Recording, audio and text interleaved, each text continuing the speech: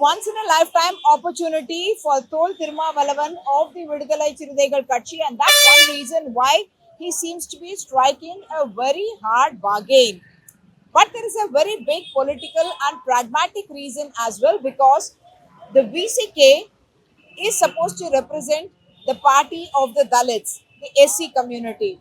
And the TVK, that is headed by Vijay, has given seats to many Dalit candidates, and out of them, 28 of them have in fact won.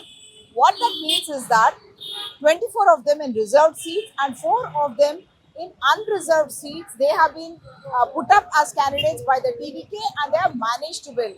Besides that, in 17 districts, the district secretaries belong to the SC community, which means that out of the 50 SC/ST candidates in the Tamil Nadu legislature, you will have as many as 28 from the TVK alone, and therefore, for Thirumavalavan, it's very important to establish that he is the leader of the community, that he managed to do something, and that he did not forego or let go of an opportunity to get a position of power.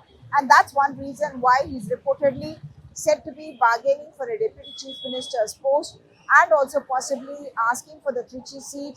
On the other hand, we saw an ADMK, DMK, if there was an attempt to form an alliance, there was a proposal that someone like Thirumavalavan could be made chief minister instead of an EPS. Of course, now EPS has said that he is wishing best for whoever is going to form the democratic government, which means he's opted himself out of the race.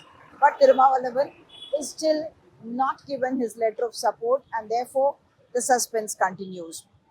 There could be one more twist in the tale, even after a letter of support, and that is possibly the complaint that's been given by TTV Dinakaran, alleging that there has been some kind of use of forgery or AI in videos that show that his sole MLA, Manargudi MLA Kamraj, was seen signing and giving a letter of support to TVK. That claim that he had supported the TVK, that is something that's been contested by TTK Dinakaran, and he's in fact taken the complaint to the governor. So will the governor seek an inquiry into that before inviting Vijay to come and take oath as chief minister, even after he produces a 180 MLA support?